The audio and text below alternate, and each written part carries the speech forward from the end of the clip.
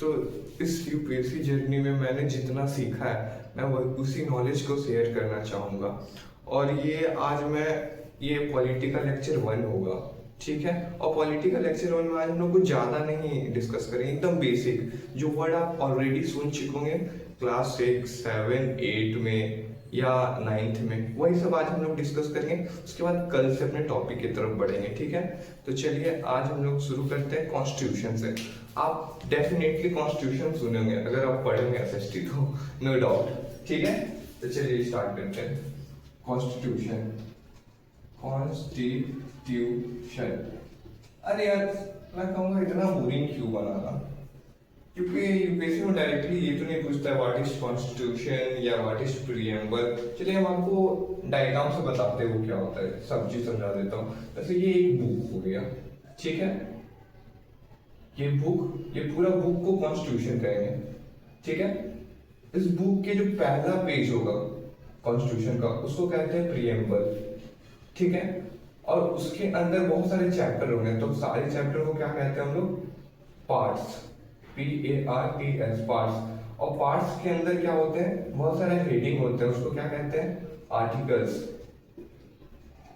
और उसके बाद आर्टिकल्स के अंदर बहुत सारे नहीं, ये टॉपिक्स के अंदर बहुत सारे सब टॉपिक्स होते हैं, उनको क्या कहते हैं, क्लॉज, ठीक है।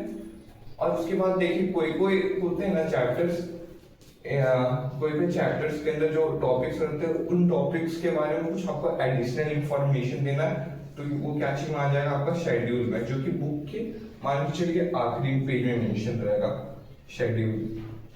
समझ में आ गया।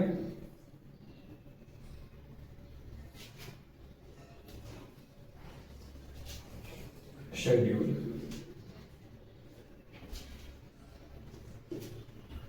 तो क्या हुआ, कॉन्स्टिट्यूशन क्या है, एक बुक है। कैसा बुक है, जैसे एक हम लोग कंपनी को चलाने के लिए कुछ नहीं set of rules and regulation को फॉलो करना पड़ता है, उसी तरह देश को चलाने के लिए एक होना चाहिए ना बुक या नियम, प्रोटोकॉल, जिसको फॉलो करे, जिसके थ्रू पूरा देश रन करे, उसको कॉन्स्टिट्यूशन कहते हैं, हिंदी में इसको संविधान कहते हैं, ठीक है, नो डाउट। फिर उसके बाद क्या, ये बुक को आप ओपन किए तो उसमें पहला पेज होगा इंट्रोडक्टरी या समरी पार्ट, नहीं जिसमें वो उसमें मेंशन रहेगा कि इसका एम ऑब्जेक्टिव क्या है, पूरा बुक में क्या मेंशन है, वो एक पेज में नहीं एक समरी के फॉर्म में मेंशन रहता है, उसको क्या कहते हैं हम लोग, प्रीएम्बल, ठीक है। आपका ये वाला पोर्शन, ये आपका वो बुक हो गया। अब बुक में बहुत सारे चैप्टर्स मेंशन होंगे, चैप्टर जैसे आपका यूनियन एंड इट्स टेरिटरी करके पहला चैप्टर, दूसरा क्या सिटीजनशिप करके, तीसरा फंडामेंटल राइट, चौथा डीपीएसपी।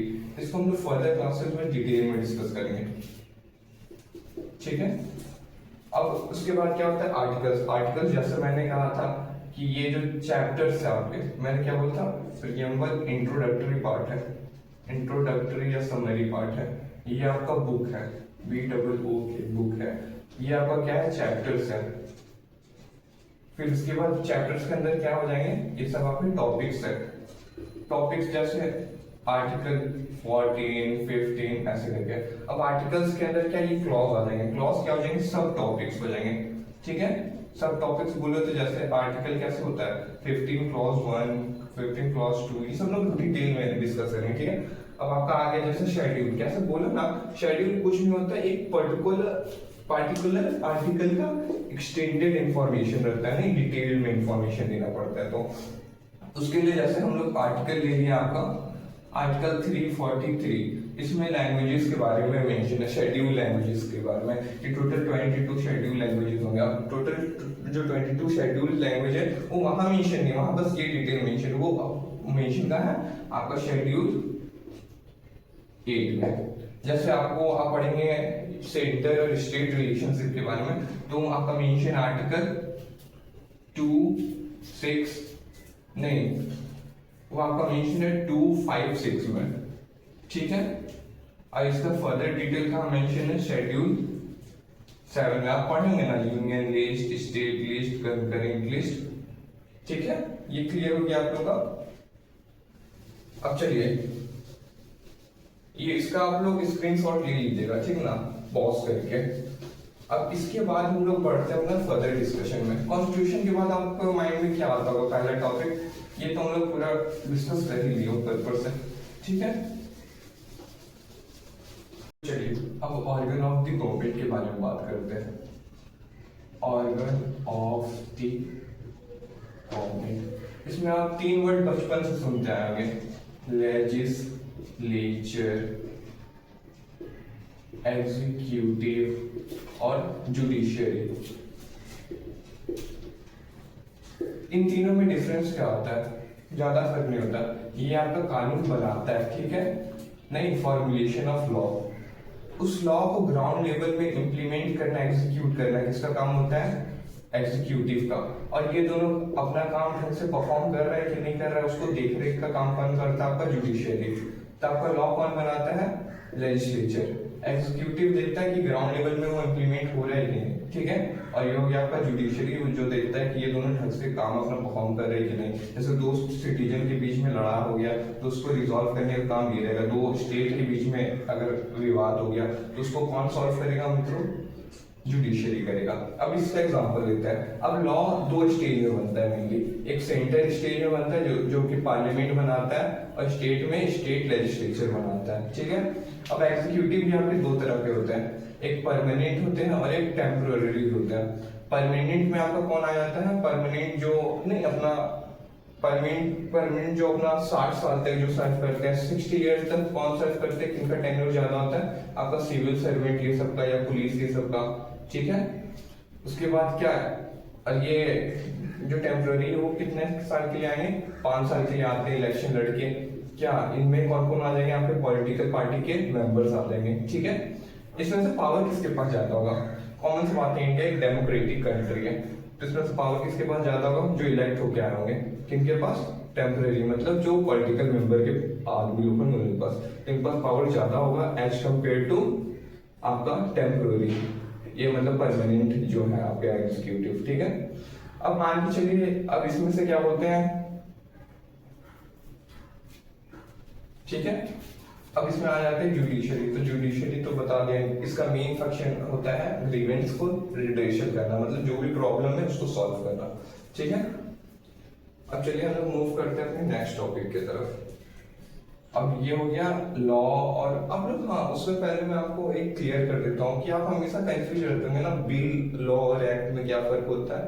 देखिए जैसे आपका ये बिल हो गया ना, जब ये पास हो जाता है पार्लियामेंट का दोनों हाउस से और उसको प्रेसिडेंट का एसेंट मिल जाता है, एसेंट मतलब सिग्नेचर, तो वो आपका जो बिल होता है वही बन जाता है आपका एक्ट या लॉ, ठीक है।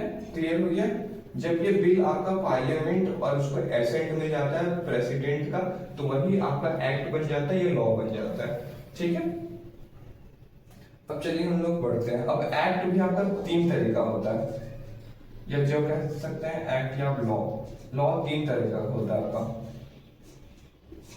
एक होता है एडमिनिस्ट्रेटिव लॉ, एडमिनिस्ट्रेटिव लॉ, ठीक है। एक होता है आपका स्टैट्यूटरी लॉ,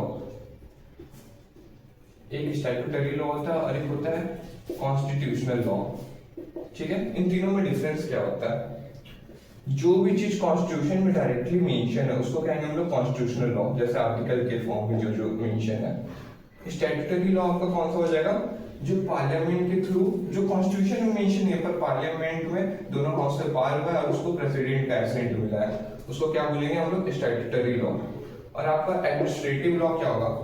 जो दोनों हाउस से पार नहीं हुआ, जैसे पार्लियामेंट में आपको होता है ना एग्जीक्यूटिव, जैसे उसमें होंगे पीएम और उनका काउंसिल ऑफ मिनिस्टर, जब ये मिलके कोई डायरेक्ट ऑर्डर देके जो लॉ बनाते हैं उसको कहते हैं हम लोग एडमिनिस्ट्रेटिव लॉ, ठीक है।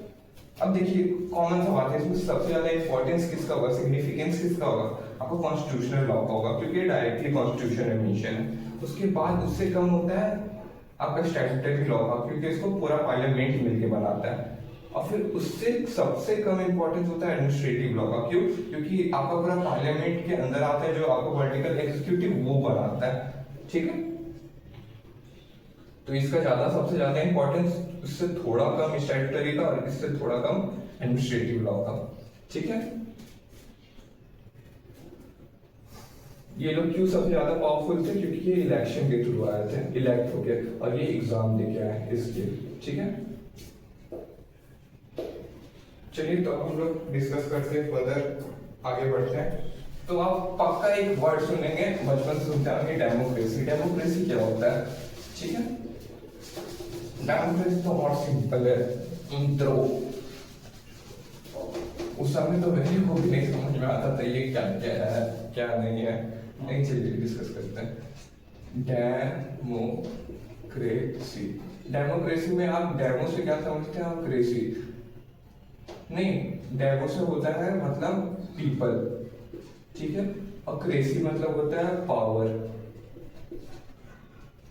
ठीक है। क्रेसी मतलब होता है power.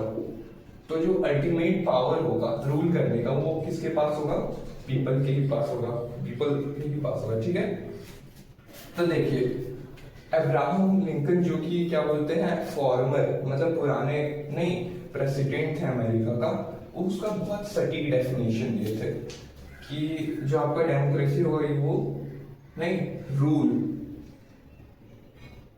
Of the people, by the people and for the people, ठीक है। अब आप of the people, by the people, for the people से क्या समझते हैं। मान के चलिए बहुत सारे आदमी है, ग्रुप है या कोई स्टेट में बहुत सारे आदमी है, ठीक है, या कोई लोकली बॉडी समझिए, ये बहुत छोटा सा एरिया, वहां बहुत आदमी है। तो इनमें से ही कोई एक इंडिविजुअल या बहुत सारे ग्रुप ऑफ आदमी खड़े होंगे, बहुत नहीं इलेक्शन कंटेस्ट करेंगे, तो उसको कहेंगे ऑफ द पीपल, उनमें ही से। और ये जो जो कैंडिडेट खड़े हुए इन लोगों को वोट कौन देगा, यही सब मिल के देंगे, तो उसको कहेंगे बाय द पीपल। मतलब ये लोग इलेक्ट करेंगे, ये इलेक्शन कंटेस्ट हो रही, ये लोग इनमें ही से खड़े हुए और ये लोग वोट कर रहे हैं, इसलिए बाय द पीपल। और आखिरी में इन इंडिविजुअल में कोई एक जीतेगा, वो काम किसके लिए करेगा, इन लोग के भलाई के लिए, वेलफेयर के लिए, तो उसको इसको क्या कहेंगे, फॉर द पीपल। क्लियर हो गया, rule of the people, by the people, for the people, ठीक है। ये जो ग्रुप ऑफ आदमी थे इनमें से कुछ इंडिविजुअल खड़ा हुआ है, तो उसको ये ऑफ द पीपल, बाय मतलब यही लोग वोट किए, और फिर जो जीतेंगे फिर किनके लिए काम करेंगे, इनके लिए काम करेंगे। चलिए ये आप लोग क्लियर हो गया। अब हम लोग बढ़ते हैं अपना नेक्स्ट टॉपिक की तरफ, वो है फेडरलिज्म। ये छोड़िए नहीं लिखता हूं, फेडरलिज्म।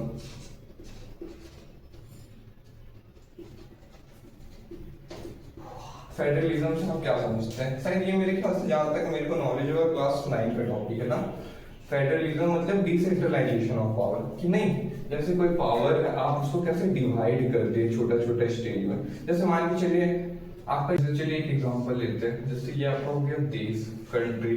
कंट्री में क्या हो जाएगा, ये कंट्री फर्दर ये नहीं होता है डिवाइडेड आपका, नहीं पर्टिकुलर स्टेट, स्टेट में उसके बाद स्टेट के अंदर बहुत सारे लोकल बॉडी आ गए, तो जो आपका सेंटर बनाएगा वो लॉ कानून, वो उसका जुरिडिक्शन क्या, वो पूरा एप्लीकेबल पूरा देश में होगा, जो पार्लियामेंट बनेगा। अब जो पर्टिकुलर स्टेट लेजिस्लेचर बनाएगा वो कानून कहाँ एप्लीकेबल, वो पर्टिकुलर स्टेट में, और जो आपका लोकल बॉडी होगा वो कहाँ का देख रेख करेगा, जैसे म्युनिसिपल कॉर्पोरेशन ये सब हो गया, वो ये लोकल बॉडी में, ठीक है।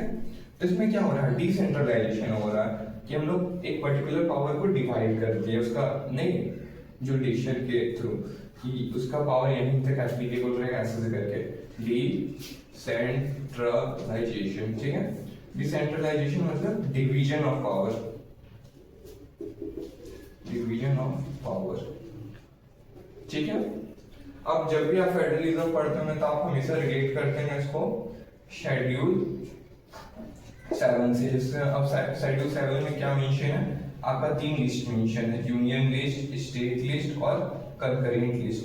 यूनियन लिस्ट में क्या मेंशन है,